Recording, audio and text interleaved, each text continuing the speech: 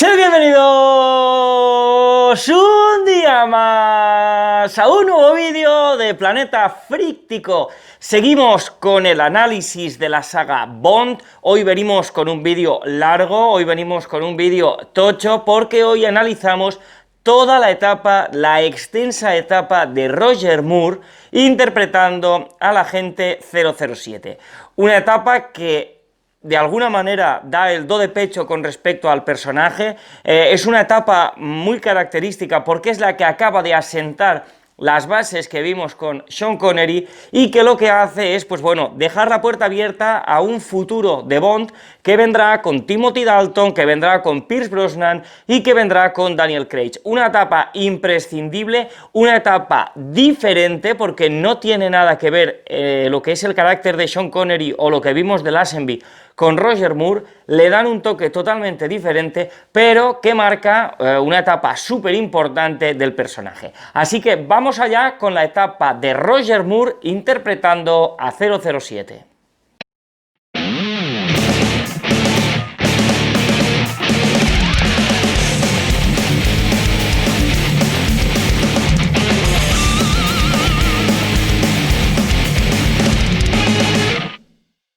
Como digo, lo que va a marcar esta etapa de Roger Moore es el estilo de Bond.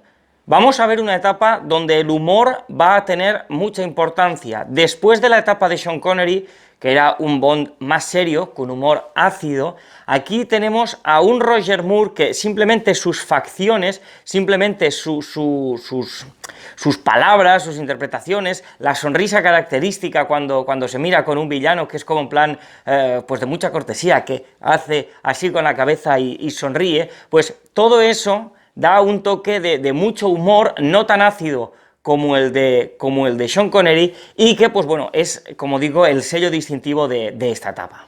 Empezamos en el año 1973, si recordáis la etapa de Sean Connery, en el año 71 se rodó Diamantes para la Eternidad y Sean Connery dijo que no interpretaría nunca más a Bond, cosa que ya veremos que luego no pasó, y lo que hicieron pues fue eso. En 1973 la película Vive y deja morir, del director Guy Hamilton, en la que pues bueno, entra Moore en escena, un Roger Moore que tenía 46 años y que pues bueno, desde el principio ya vemos que es un Bond que está totalmente adaptado a estos años 70, vemos que el disparo ya es en color, vemos que no ha habido una renovación a lo bestia de los personajes, sino que continúan más o menos los mismos, pero lo que sí vemos, por ejemplo, es que la adaptación a estos años 70 es clave, por ejemplo, en el momento en el que vemos que la canción principal de la película, la canción Live and Let Die, es de Paul McCartney. Entonces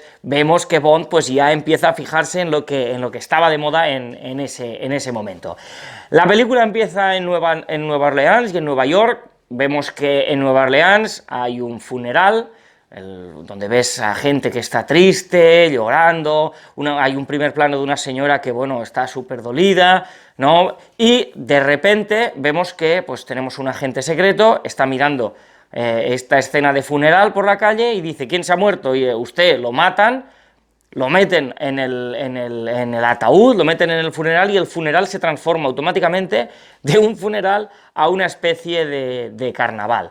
Todo eso se mezcla con que pasamos al Caribe en una especie de ritual, donde vemos que pues, una especie de tribu, ¿no? Pues tiene a un señor esposado y lo matan de un mordisco con una serpiente. Entonces es todo como muy raro. De repente, o sea, tenemos 3 muertes de 3 agentes y a partir de ahí es cuando tiene que entrar pues, el señor James Bond al ataque. Es interesante cuando M, que sigue siendo interpretado por Bertrand Lee, cuando M pues, dice que tiene que contactar con Bond y va a lo que aparentemente es su casa. Nunca habíamos visto la casa de Bond, exceptuando un momento que no queda claro si es su casa o no en Sean Connery, y en principio no la vamos a volver a ver más que en esta película. Vemos a un Roger Moore con una apariencia muy muy joven, pese a tener 46 años, y es gracioso porque va con un batín que pone las iniciales de James Bond. Desde el principio vemos que lleva un Rolex, y desde el principio vemos también cuál va a ser el rollito que va a llevar Roger Moore, un rollito pues eso, un poco irreverente, siempre desde el humor, pero es que simplemente lo que es su manera de moverse y su manera de hablar con Moneypenny o con M ya te refleja lo que va a ser su personaje. Tenemos en esta película de nuevo al agente de la CIA Felix Leiter, que en este caso estará interpretado por el actor Davus Haydoson, que lo interpretará hasta la época de Timothy Dalton. Entonces, pues bueno, meten en esta película, pues como digo, sobre todo los Estados Unidos, sobre todo la raza negra, sobre todo el tema del vudú, que no queda mal, simplemente le da otro aire, nos alejamos de pues lo que había sido todo el rollo de Spectra, nos alejamos de todo el rollo de contrabando, no, aquí simplemente vemos que hay unas muertes de unos agentes secretos, que hay un tío que es el doctor Kananga, que parece ser que es el malo malísimo, y meten todo el tema del vudú.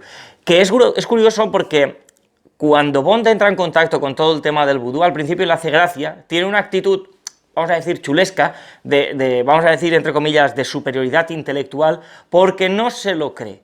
No se cree todo el tema del vudú, y no queda nada mal. De hecho, las escenas que tiene con la pitonisa, la verdad es que son súper guays, porque vemos que la pitonisa habla como asustada con lo que le están diciendo las cartas del tarot, y sin embargo a James le da, igual no, lo que va después. Entonces queda muy bien. Es interesante también que vimos que en el caso de Sean Connery y George Lazenby fumaban cigarrillos. Aquí no, aquí vemos que Bond fuma puros, que Roger Moore, el Bond de Roger Moore, fuma puros. De hecho, hay un momento que está en el ala delta y se está fumando un puraco así que dices, bueno, no tiene ningún sentido, pero es, como digo, es pues una esencia diferente. También es interesante ver dentro de lo que es este universo de Roger Moore, dentro de este universo de las pelis de Bond, la evolución tecnológica que hay, ya no solo en lo que respecta a Bond, sino en lo que respecta a los villanos también. Como digo, en la isla de Kananga los avances tecnológicos a día de hoy los vemos rudimentarios, pero en esa época era una maravilla. También es interesante dentro de Roger Moore la estética que lleva, ¿no? Es totalmente setentera. Digamos que lleva los pantalones, los zapatos de vestir y la camisa del traje, pero ojo, abierto hasta el pecho. Que dices, esto hoy en día lo lleva un poco hortera, ¿no? Pero era la estética del momento. Veremos que en películas posteriores Roger Moore va a llevar incluso pantalones de campana, entonces es curioso. De esta película, una de las escenas míticas es la escena del autobús, que de hecho cuando la he visto ha sido como, sí, me acuerdo de esta escena, qué persecución, es trepidante, es que es un paso más, es una flipada más, es lo que ya reconocemos en Bond, que son esas cosas que solo pueden pasar cuando ves James Bond. De hecho, el momento en el que vemos la señal que pone puente bajo es una maravilla, y todo mientras suena Live and Let Die, que esta también va a ser una de las características de estas películas, que cuando habrá una persecución o un momento importante de la película, ya sea de una manera rápida o lenta, va a sonar el tema principal de la peli.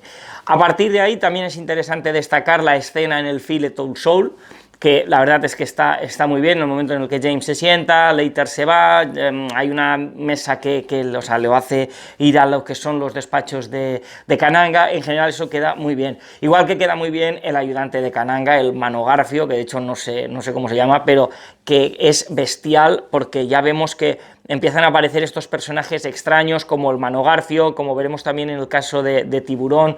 Entonces mola mucho. También mola mucho el momento en el que Kananga se quita la máscara, ¿no? Y se descubre también todos sus negocios con el tema de la droga. Es la primera película de James Bond que vemos el tema de la droga en medio, entonces vemos que está totalmente adaptado a lo que estaba pasando en ese momento.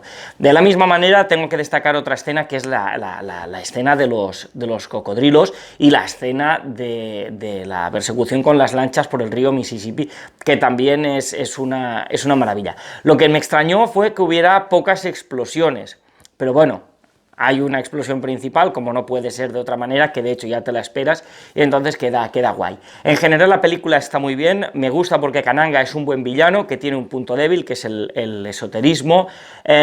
Considero que es una peli que es un muy buen inicio para Roger Moore, considero que es una buena renovación dentro del universo Bond, y sí que es cierto que tiene esos momentos de humor, como por ejemplo el sheriff durante la persecución de las lanchas, el momento que vemos como el sheriff, ¿no?, es como un pequeño bufón al que le van pasando cosas. Eso es lo único que no me ha gustado de la peli, ese humor me sobraba, pero por lo demás considero que es un muy buen inicio para Roger Moore. Nos vamos al año 74 y nos vamos de lo más mítico de Roger Moore, de lo más mítico de Bond, nos vamos con El hombre de la pistola de oro, una película bestial, una película que es, vamos, de las más importantes dentro de la saga, donde además ese Christopher Lee villano, ese Christopher Lee joven, esos tres pezones que se ven desde el principio, es una maravilla. Solo con la primera secuencia, es decir, después de que aparezcan los círculos y aparezca Bond y dispare, donde vemos una isla, parece una isla privada, donde vemos a un señor que está con una chica, de repente le dicen que tiene una llamada y resulta que es que el tío se va poniendo pruebas a sí mismo y contrata sicarios para que le maten, para que él esté en forma. Entonces es bestial. O sea, ya desde el principio la película arranca con un aire diferente, con un aire que mola mucho, con una acción guay y con un villano que no sabe si es villano o no lo es maravilloso. Y una de las mejores canciones también dentro de lo que es la etapa de Roger Moore. Es una canción que a mí me flipa, considero que tiene que estar dentro del top 10 de Bond en general, porque es una canción maravillosa. Otra vez tenemos a Guy Hamilton como director, y ya desde el principio podemos ver el humor al que he hecho referencia ya tantas veces en este vídeo. El momento, por ejemplo, en el que hay como una especie de chiste en la que Bond le pregunta a M, ¿quién pagaría $1 millón para matarme? Y entonces M le contesta, maridos celosos, mujeres engañadas, acreedores, la lista sería interminable. Entonces queda muy bien porque nunca hemos visto a ese M en ese sentido, ¿no?, con ese estilo, contestando así, siempre M, siempre serio, siempre tal. Entonces es curioso. También es muy curioso que es la primera vez que se hace referencia a las huellas dactilares dentro de lo que es la saga Bond. Entonces es una cosa que dices, bueno, nos estamos ya modernizando. También es novedad que a Bond le tocan el orgullo al ver que Scaramanga le lleva ventaja, al ver que Scaramanga le está desafiando, o que supuestamente le está desafiando. Entonces queda muy bien donde vemos ese orgullo inglés, ese orgullo de decir, oye, no, a mí yo soy James Bond y a mí no me desafía nadie ni me lleva ventaja a nadie. Entonces, en ese sentido es muy interesante. Esta película tiene localizaciones muy diversas, ya va a pasar a partir de ahora en todas las pelis, donde vamos a ver que suceden en varios sitios del mundo. En este caso vamos a estar en Beirut, vamos a estar en Macao, en Hong Kong, en Bangkok.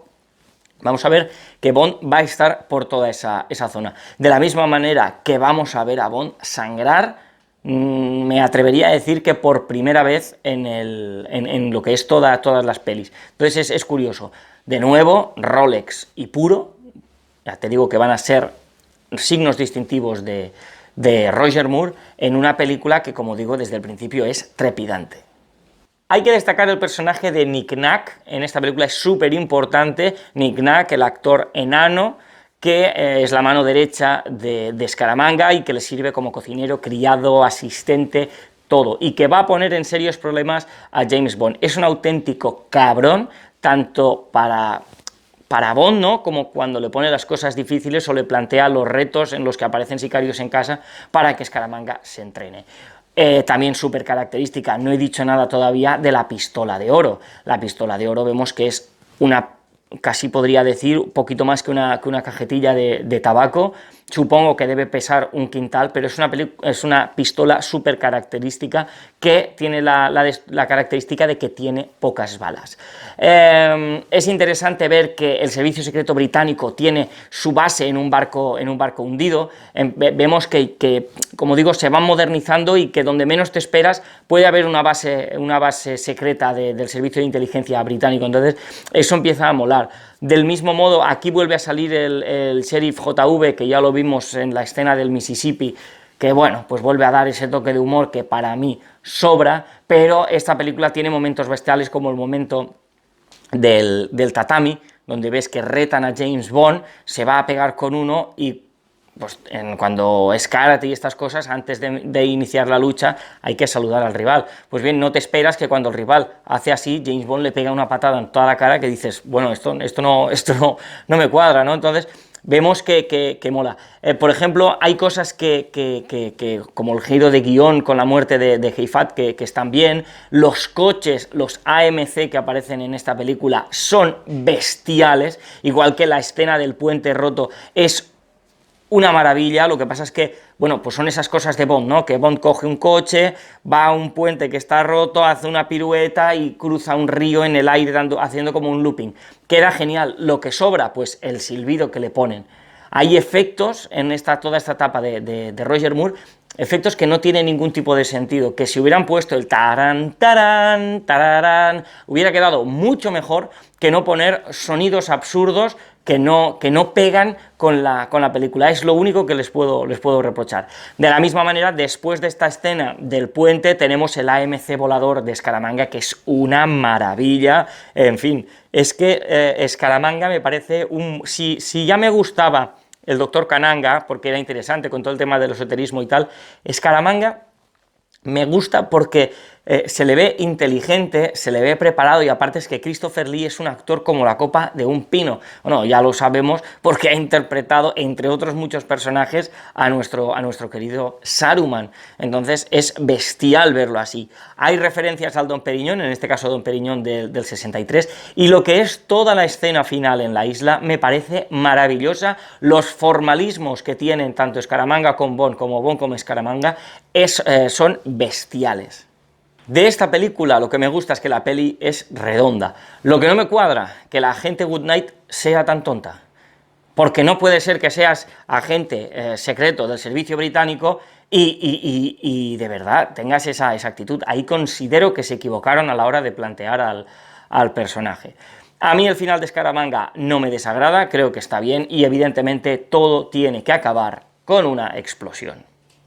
Año 77, La espía que me amó. Ya vemos una intro cuando aparecen los círculos mucho más movida. Aquí lo que ha pasado es que han desaparecido 2 submarinos nucleares. Vemos que la guerra nuclear, la guerra fría entre la URSS y Estados Unidos está presente en todo momento y que el Reino Unido está en medio de ese conflicto, pero el temor a una tercera guerra mundial, el temor a que alguien pues diga, mira, pues te tiro un cohete nuclear y te vas a tomar por el saco. Pues bueno, eso es lo que tuvo en vilo a muchísimos gobiernos en esta etapa de los 70. Aquí, como digo, han desaparecido 2 submarinos nucleares. Vemos por un lado lo que hacen, vamos a decir, los americanos y los británicos, y por otra parte vemos que los rusos pues también tienen su servicio de inteligencia, en este caso la agente Triple H, que es una agente, es una mujer, porque a partir de ahora las chicas, o las mujeres en Bond ya no solo van a ser, pues bueno, seres que lo que desean en este mundo es acostarse con James Bond. No, vemos también que evidentemente eso va a seguir pasando, pero vemos también que se le empieza a dar un poquito más a lo que es el sector femenino dentro de las pelis de Bond. Arranca también en esta película los relojes Seiko, y de hecho Bond recibe mensajes a través del reloj. Hay que decir que la marca japonesa Seiko, a partir de estas películas, hizo una tirada de relojes especial, que eran la edición James Bond. Al final estos Seiko eran muy parecidos a los Casio de toda la vida, ¿vale? Y entonces, pues bueno, aparecen aquí y se van a mantener durante toda la etapa de Roger Moore. No vamos a ver más Rolex hasta que no cambiemos de actor. Es interesante, pues bueno, vemos la actitud de Bond. Vemos que al principio la chica le dice, James, te necesito, y él le dice, también Inglaterra, porque, pues bueno, al final no deja de ser, podríamos decir, un patriota.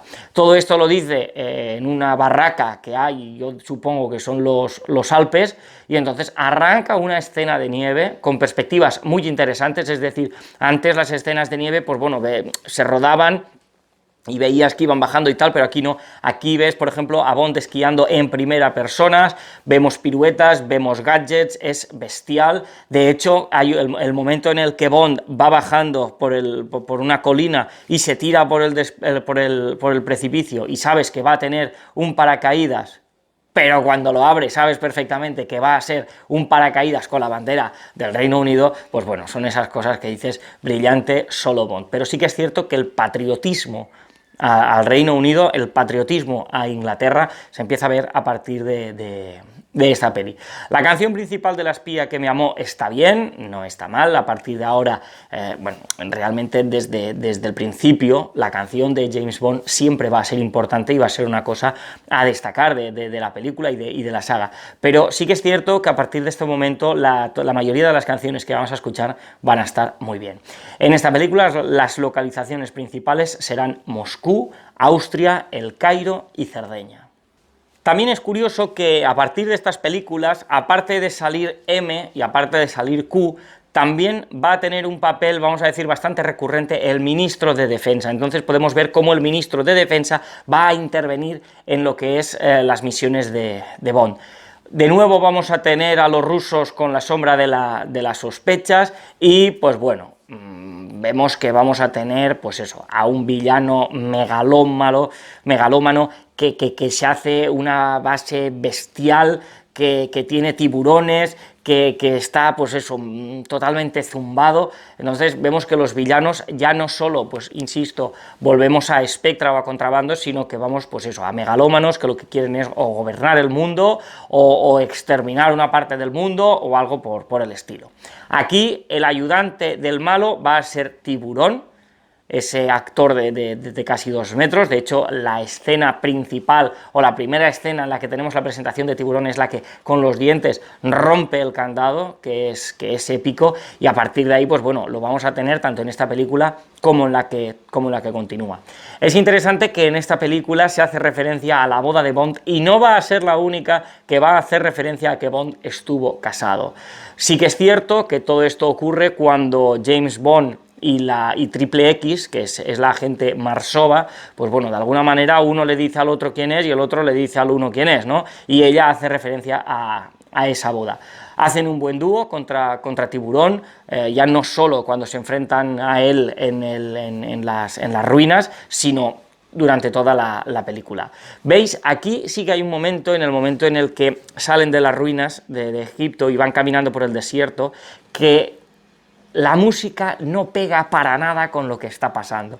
Es que no vale, no está bien, no está bien. Entonces, esos son, ya lo he dicho en la película anterior, que ponen efectos de sonido que dices, ¿por qué pones esto? No tiene ningún sentido. Aquí vemos a un James inteligente, vemos cuando se lleva las llaves de la furgoneta para que la gente Marsova no se vaya por su cuenta, o cuando él estudia el contenido de los microfilms a espaldas de la gente Marsova para tener en la cabeza de qué va el tema. Entonces está guay. Hay un giro de guión interesante con la unión de fuerzas entre la KGB y el MI6, que de hecho nos regala momentos de pique entre lo que sería M y el general Gogol que va a estar presente en las pelis de Roger Moore desde ahora hasta Panorama para matar. Entonces vemos que habrá ese pique entre Oriente y Occidente, pero que no lo gana nadie, simplemente queda en el aire. Sí que es cierto que tiene momentos curiosos, momentos pues sin sentido, ya no solo con la música, sino qué necesidad tiene Tiburón de comerse la madera.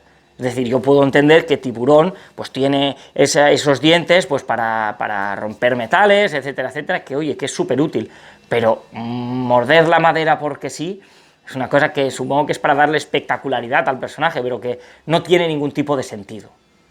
Si en El hombre de la pistola de oro los AMC eran una pasada, aquí el Lotus Spirit S1 es una barbaridad. Es una maravilla porque a partir de ahora vemos que James Bond va a llevar coches deportivos, pero coches deportivos que en la época eran ultra top. Y bueno, de hecho, si hoy en día viera un Lotus Spirit S1 me quedaría igual con la boca abierta, igual que se quedaría una persona que lo viera en ese momento. Hay un detalle en esta película que hay que estar atento, en el que la agente Marsova nos revela el nombre de Q. Q es el mayor Boothroyd, que cuando lo dice, hasta tuve que volver atrás para decir, ostras, ha dicho el nombre de Q, y me gustó. De esta película también tengo que destacar, pues eso, el que no lo he dicho antes, he dicho el megalómano, porque el cual hablo de Stromberg, que es un buen villano, creo que hasta ahora el más flipado de todo, en cuanto a lo que va a hacer, que es inundar el planeta y crear una ciudad en el agua, en fin. Está totalmente loco. Y pues bueno, esta película pues nos regala persecuciones, como no puede ser de otra manera, que de hecho la persecución en la que pues vemos que primero les va detrás un sidecar, luego un coche, y luego ya la flipada es que les persigue un helicóptero. De hecho, en esta película se ve muy bien, y en primer plano creo que por primera vez, cómo Roger Moore va con el coche, gira la cabeza, ve que es el malo, levanta un poco las cejas, hace como una pequeña reverencia con la cabeza y sonríe. Creo que es la primera vez que se ve, y lo vamos a ver hasta el final de todo. De esa persecución hay que destacar los gadgets del Lotus, porque mola mucho, y esta película nos regala una de las escenas más míticas de Bond, que es el Lotus sumergible. Es decir, James se tira al agua con el coche, todo el proceso de transformación de coche a submarino es maravilloso, cómo acaban con el helicóptero también, y la persecución bajo el agua es maravillosa. Y aquí la música sí que pega, ese momento setentero, queda súper guay. Igual que queda súper guay el momento en el que pues, la gente está en una playa bañándose tranquilamente y de repente un Lotus sale del agua, vemos el momento de humor fino de Bond, cómo baja la ventanilla, tira un salmonete, vuelve a subir y se va. Entonces queda muy, pero que muy bien. Cierto que también queda muy bien una reflexión que le hace Bond a Marsova, cuando dice: en nuestra profesión la gente muere, él lo sabía y yo lo sabía.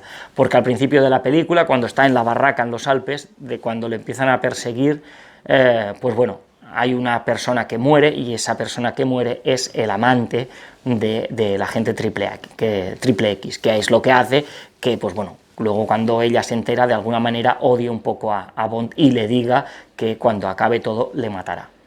La muerte de Stromberg es decente, es un villano que no podía ofrecer mucho más, no te puede ofrecer una resistencia física, no, simplemente en el momento en el que sus planes se desajustan, pues ya se desbaratan, pues ya no puede hacer nada. La idea de cómo Bond acaba con Tiburón está bien, el tema del imán, la verdad es que es ingenioso, y al terminar la película hay una referencia a Aldo Periñón del 52, y al final de la peli se ve que, o sea, hay unos títulos de crédito que pone Bond volverá en Solo para sus ojos, pero realmente no fue así. Después de La espía que me amó se estrenó Moonraker. ¿Por qué?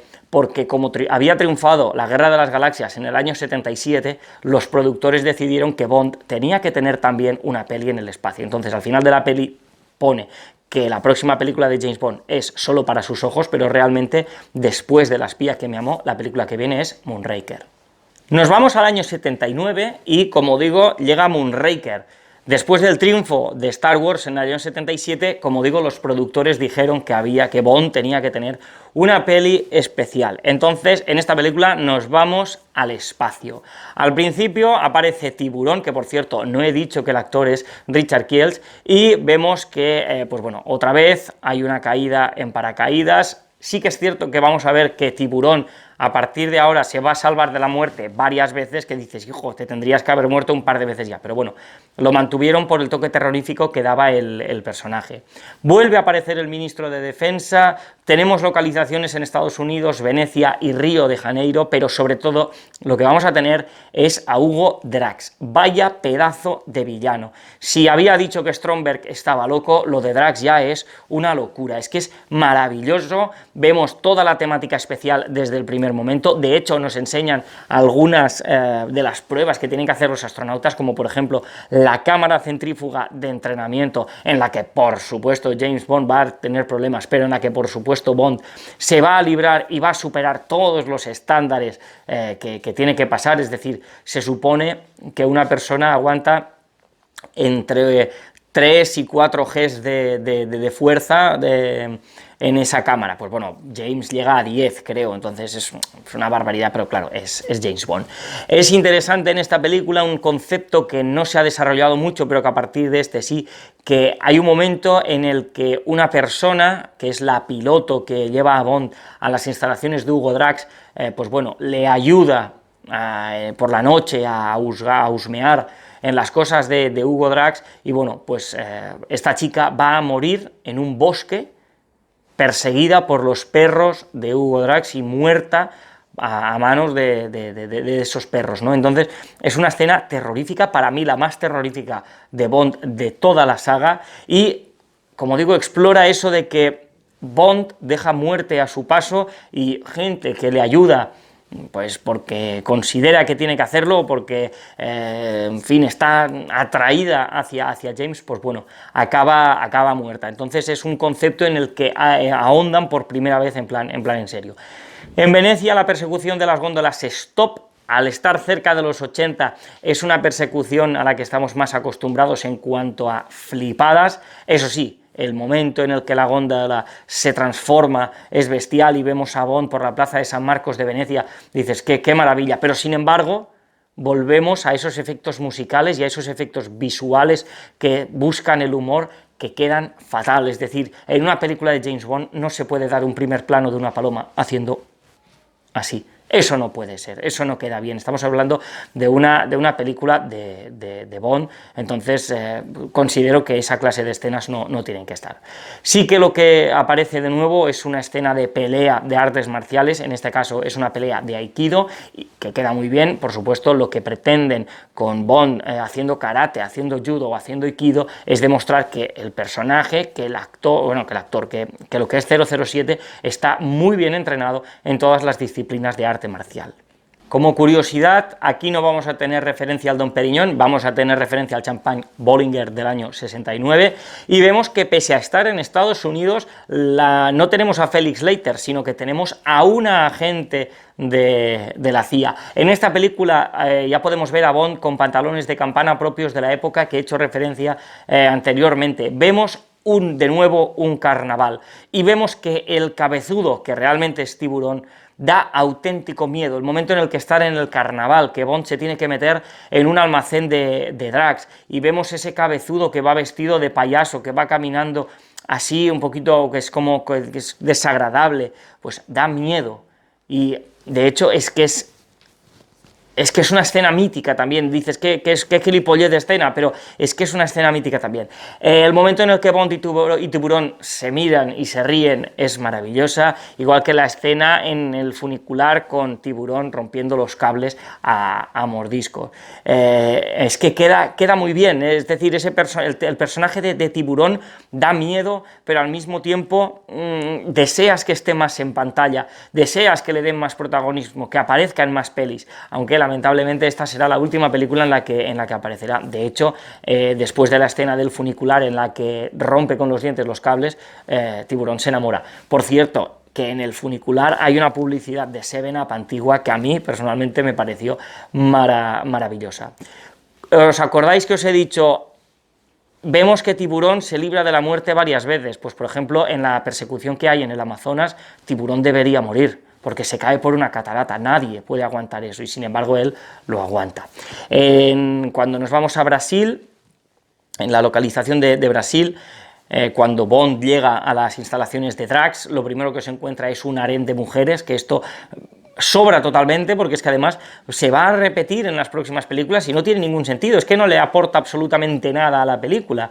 Mola que las instalaciones de Drax, entonces, no sé, que aparezca el harén, eso no le veo ningún sentido. Vemos que Drax es despiadado, porque en el momento en el que captura a James, pues bueno, va a hacer que muera quemado por los tubos de escape de una nave espacial. Volvemos a tener el Seiko, que no lo he dicho, aquí vemos un primer plano, y pues bueno, la película para mí tiene un fallo principal, que es que cualquiera puede ser astronauta, es decir, Hugo Drax desde sus instalaciones de Brasil va mandando Moonraker es el nombre de la nave, al espacio para crear allí una ciudad espacial y, en fin, conseguir una raza de humanos perfecta y una nueva civilización de la cual él será el jefe supremo, en fin, la flipada de Drax es esa, pero claro, es como que cualquiera puede llegar al espacio, es como quien coge un autobús y se va a Madrid.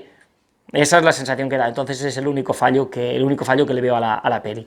De nuevo, vuelve a aparecer el general Gogol, de nuevo volvemos a tener a los rusos por ahí danzando, que, insisto, no tienen un papel de villanos, pero desde el primer momento se les coloca el cartel de sospechoso. Para terminar con Moonraker, pues bueno, el giro de guión en el que Tiburón se hace bueno, el final de Drax, pues bueno, es normal, no es un final épico. Tiburón habla por primera vez y el enfrentamiento en el espacio es el único enfrentamiento espacial que vamos a tener en Bond, pero es de oh my god, porque en ese momento supongo que sería una flipada, pero desde luego parecía una consola de marcianito. Supongo que tuvo su dificultad poder hacer esa escena, pero a día de hoy, vista con perspectiva, pues sí, supongo que en el momento estaría muy bien, pero desde luego hoy pues vemos que es floja.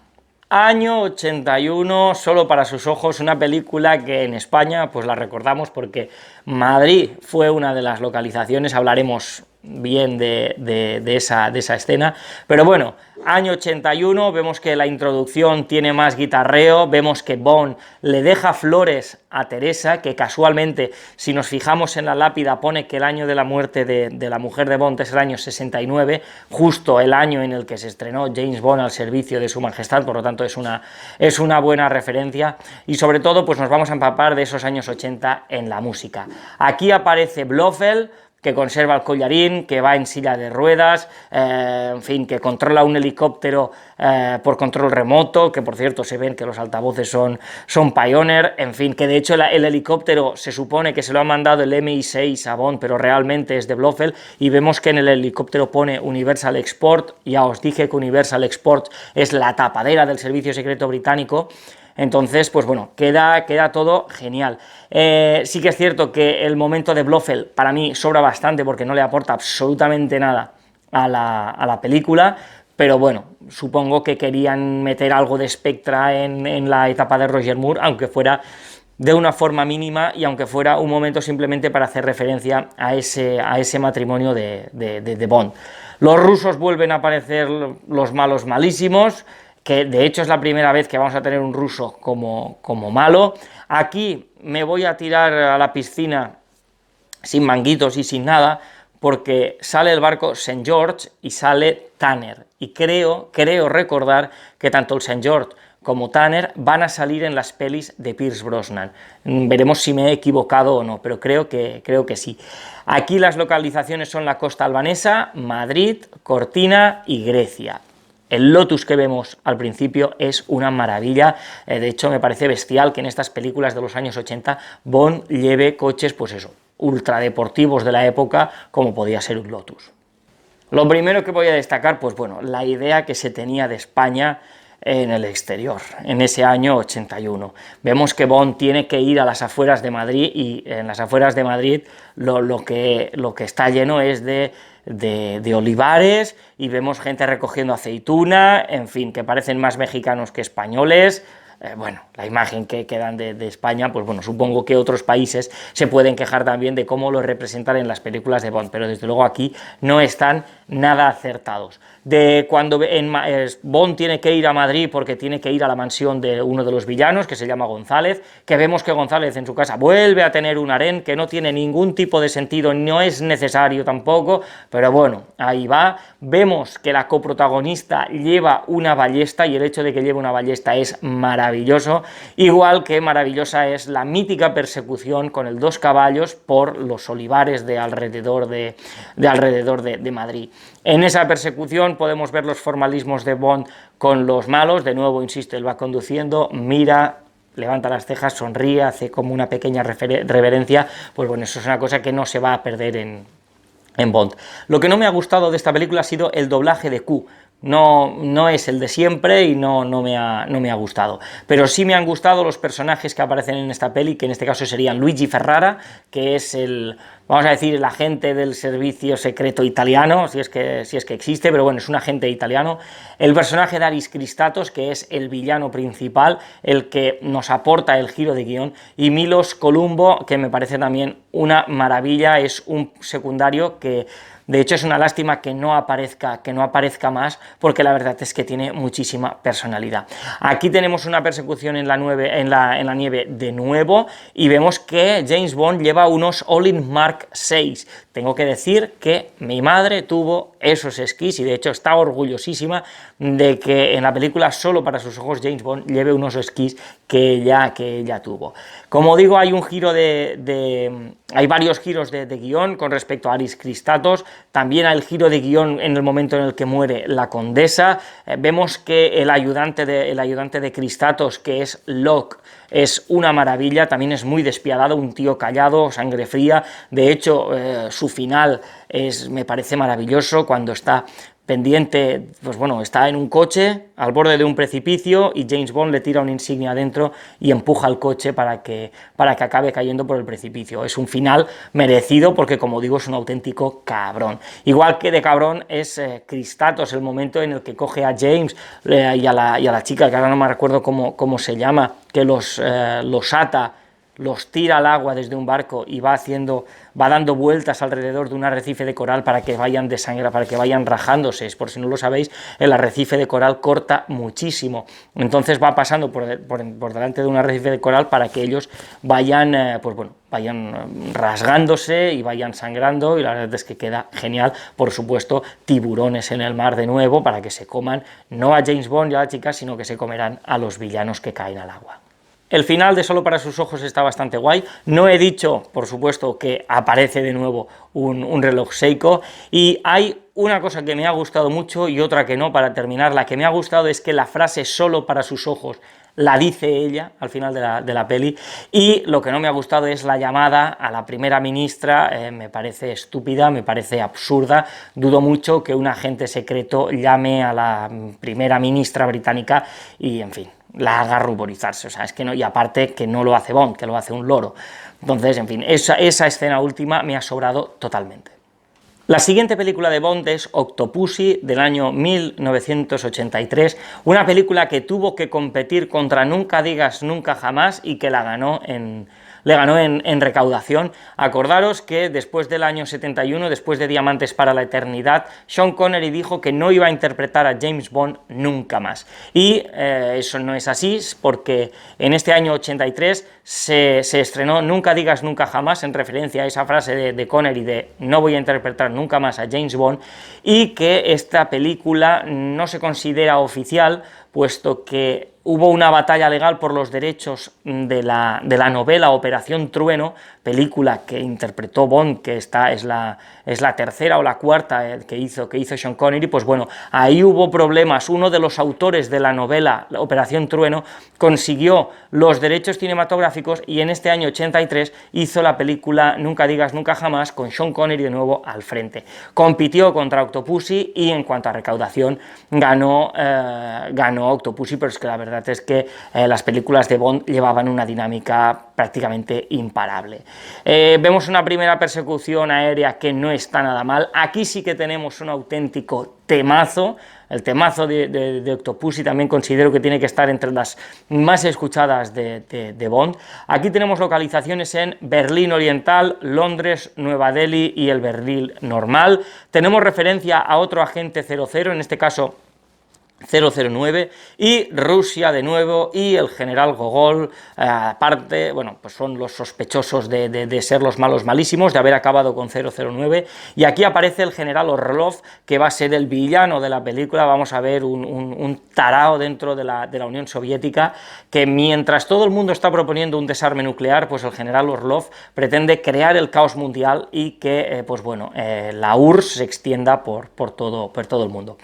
Me da la sensación de que este Bond es más atrevido, está más al límite en cuanto a las órdenes de M. Sí que es cierto que también veo a un Roger Moore mayor. En esta película tenía 56 años, considero que unos 56 años que, pese a estar bien llevados, ya empiezan a notarse, y vemos que, pues bueno, seguimos en la dinámica, pues eso, de un Roger Moore gracioso, un Roger Moore con estilo, un Roger Moore pues que en este caso se nos tiene que ir a la India. Cuando llega a la India, creo que hay una referencia guay, que vemos a un flautista encantando a una serpiente, que lo que está haciendo es tocar la melodía de param, param, pararan, y entonces eso es la contraseña para que Bond y el agente de India entren en contacto. Aquí hay que decir que la chica Bond, que es Maud Adams, ya salió en El hombre de la pistola de oro, encarnando a la mujer de Scaramanga, y volverá a salir en Panorama para matar, haciendo de pescadora, pero ni se le ve. Pero es curioso porque es la única chica Bond que ha salido en 3 películas diferentes. Aquí tengo que destacar, que no lo he destacado todavía, el traje de Bond de americana blanca, con pantalón negro y pajarita negra, que ya lo vimos en Sean Connery, pero es que Roger Moore lo lleva varias veces y todavía no lo he destacado. Creo que ese traje es maravilloso.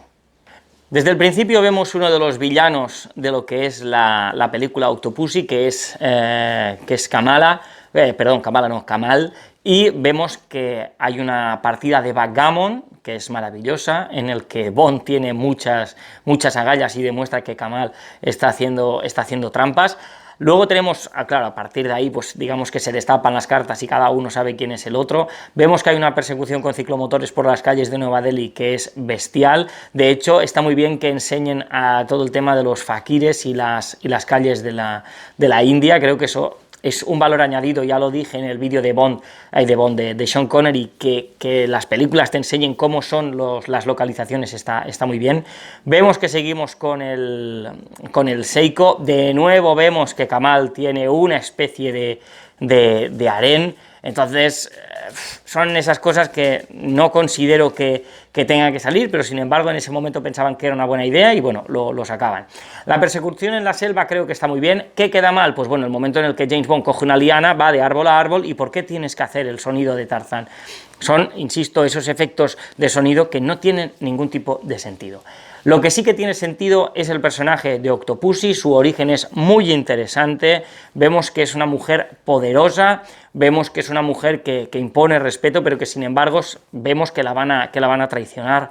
De hecho, Kamala tiene para mí un aire al Doctor No en estética, veo que es un personaje que está definidamente, o sea, es definidamente malo, de la misma manera que el origen de Octopussy me considero que es muy interesante, pero el personaje de Octopussy hay momentos que lo entiendo y que no lo entiendo a la vez. Lo que sí que se entiende claramente es que el villano, aparte de Kamala, es el general Orlov, un ruso loco que lo que quiere es que se acabe el mundo, que no haya paz, que haya guerra y que su socialismo, su comunismo, lo que él representa como villano, ¿no?, se extienda por todo el mundo, que no tiene nada que ver con lo que querían supuestamente los dirigentes de la URSS, que era el desarme nuclear para poder estar, entre comillas, en paz con el resto de Occidente.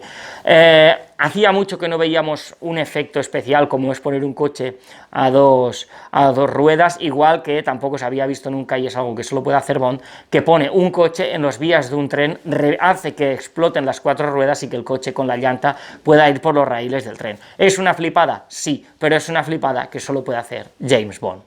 De hecho, es que en el momento en el que Bond consigue llegar al tren, esa escena en todo el tren es brutal, es trepidante, creo que está muy lograda. Igual que es muy trepidante el hecho de que James tiene que llegar al circo para desconectar la bomba. Eso de que tenga que ir a contrarreloj es una cosa que hacía mucho tiempo que no veíamos en Bond y que creo que queda genial. Lo que no me gusta tanto, por ejemplo, es que las chicas de Octopussy sean ninjas. Eso sí que no me gusta nada. Lo que cuando van a la fortaleza de Kamal y Bond llega con un globo con la bandera del Reino Unido, pues bueno, es una sobrada, aboga por ese patriotismo al que ya he hecho referencia en Moonraker, y sí que hay un pequeño fallo, que es que Bond llega a la fortaleza de Kamal por la noche, entra en la fortaleza, y en lo que se supone que sería una secuencia de 1 hora, cuando sale de la fortaleza es de día. Entonces eso queda un poco mal. A ver, la película es una flipada, pero tiene de todo, es una película que se disfruta. No me extraña que ganara en recaudación a Nunca digas nunca jamás, porque es una película de mucha acción, es una película trepidante, como digo, esos momentos a contrarreloj quedan muy bien y las persecuciones son geniales. La última película de Roger Moore es Panorama para matar, del año 85, es la última peli de un Roger Moore que se despide con 58 añazos interpretando a Bond. Empezamos en la nieve otra vez, vemos que James en los guantes de esquí, en lo que es la cremallera de los guantes, lleva una B de Bond, y vemos que vuelve a llevar unos Solin Mark. Hay un momento que esquía a la pata coja, y ya vimos que eso pasaba en el servicio secreto para su majestad, y la música, aquí vemos que durante la persecución está bien, pero el momento en el que James hace una especie de snowboard, la música que ponen no pega nada, demasiado disco, demasiado ochentera, no pega nada. Lo que sí que pega es la canción de Duran Duran como intro de la película, eso sí que es maravillosa. De hecho, en el videoclip oficial de la película de Duran Duran, cogen escenas de James en la Torre Eiffel, en la persecución con Mayday en la Torre Eiffel, y queda genial. De hecho, os recomiendo mucho ver ese videoclip. En la película anterior se hizo referencia a 009, en esta película se hace referencia a 003, y desde el principio nos presentan al villano, Max Zorin, interpretado por Christopher Walken, un villano mítico que yo recordaba mucho más tocho, al nivel, por ejemplo, de Hugo Drax o de Scaramanga, pero que después de haber visto la película, la verdad es que me ha sabido a poco ese Max Zorin. Está muy loco, está muy chalao, podría hacer el mal de muchas maneras, pero creo que se queda un poco en algo demasiado superficial. Creo que Max Zorin nos podría haber regalado algo mucho mejor. Las localizaciones de la peli son Siberia, París y San Francisco, y aquí la tecnología ya coge una importancia crucial, porque aquí se empieza a hablar ya de microchips, y hay que entender el contexto. En los años 80, 85, el tema de los ordenadores, más que los ordenadores, lo que se llamaban las computadoras, eran como la clave del futuro, de hecho lo han sido. Entonces se necesitaban esos microchips, se necesitaba esa tecnología, y aquí se empieza a hacer referencia a ello. A ver, voy a matizar un poquito. Zorin me parece un villano moderno, pues eso, con tecnología, con laboratorios, con ordenadores. Es ultra inteligente, pero como digo, se queda en algo demasiado superficial, y de hecho el final de Zorin es, pues bueno, un poco incomprensible algunas de las cosas que hace. En esta película, si ya os había destacado en Moonraker que sale un logo antiguo de 7up, en esta película sale un logo de gasolineras BP antiguo, que la verdad es que me hizo mucha gracia. Bueno, dejando aparte esto, el momento en el que Bond está bajo el agua con el coche y se va a ahogar, pues bueno, lo de insuflar aire desde la rueda es algo que solo se le ocurriría a Bond. En cuanto a los rusos, por supuesto, porque tienen que aparecer, pues de nuevo aparece el general Gogol, vemos que Zorin es un ex de la KGB que va a su aire, de la misma manera que Orlov pues tenía unas ideas de extender el socialismo por el mundo y gobernar, etcétera, etcétera. Pues bueno, aquí Zorin lo que pretende también es gobernar el mundo, pero aparte de rusos, aparte de americanos y aparte del servicio británico. Él va a su aire. Ojo, uno de los objetivos es Silicon Valley, que hay un error crucial de traducción, que en vez de llamarlo Valle del Silicio, lo llaman Valle de la Silicona. Entonces, eso acaba muy mal, o sea, es que queda fatal, porque además hablan, cuando al principio de la película hablan de que los microchips están hechos con silicona, digo, pero no, eso está mal, no, claro, es silicio. De hecho lo estuve buscando, lo estuve mirando, y esto, pues bueno, es un error garrafal en cuanto a querer traducirlo todo, y al traducirlo, pues en este caso, mal. ¿Qué me interesa de esta película? Pues de esta película me interesa el Zeppelin de Zorin, creo que es mítico, de hecho las letras de Zorin son míticas también. Hablan de panorama dicen lo de panorama para matar, o sea, de nuevo en la película se hace referencia al título que tienen. De nuevo volvemos a tener un agente de la CIA que no es Felix Leiter, que es Chuck Lee, y pues bueno, aquí en esta película no aparece un Lotus, no aparece una AMG, aquí aparece un Corvette, porque acordémonos que James Bond está en Estados Unidos, entonces eso queda genial. La escena del ayuntamiento, la escena en el que pues bueno, Zorin incendia el ayuntamiento, es muy interesante, pero yo hago referencia a que para prenderle fuego al ayuntamiento, Zorin utiliza un cóctel molotov, y la botella que utiliza para hacer el cóctel molotov es de Bacardí. Simplemente me hizo gracia que utilizara Bacardí para hacer un cóctel molotov. Tenemos una escena por las calles de San Francisco, que evidentemente si haces una película de acción en San Francisco tienes que hacer una persecución por esas calles, que yo creo que queda muy bien. Insisto, el problema de esta película es que me supo a poco por todos los lados, es decir, creo que estiran demasiado el chicle de Roger Moore, creo que ya la película se le queda grande, e insisto, el villano además no acompaña, porque podría ser mucho más de lo que realmente es. En esta película tengo que destacar a Mayday, que en este caso que es la mano derecha de Zorin, que al final, pues bueno, de alguna manera se siente traicionada por él y se sacrifica para que no explote una mina y que por lo tanto el Valle de la Silicona, porque ahora lo voy a llamar así, acabe hundido bajo el agua. Su sacrificio está guay. La escena final en el puente de San Francisco mola mucho. El final de Thorin es algo soso, ya digo que hubiera esperado algo más, pero al final de la película hay dos cosas interesantes. Una es que el general Gogol le da la medalla Lenin a Bond, que, pues claro, para más de uno sería una auténtica aberración que un agente del servicio secreto británico tenga la medalla Lenin, la máxima condecoración rusa, y al final de la peli, en los créditos, sale que James Bond volverá, pero no se dice cuándo. ¿Por qué? Pues porque supongo que todavía no tendrían claro qué actor iba a ser el sucesor de Roger Moore, ni tampoco, supongo, no tenían claro qué películas o qué novelas iban a adaptar. Lo que pasó fue que llegó Timothy Dalton, llegó Alta Tensión y llegó un Bond que se va a alejar mucho del humor de Roger Moore, de esas sutilezas. Vamos a ver un Bond mucho más oscuro, un Bond mucho más rebelde, en fin, un Bond muy diferente.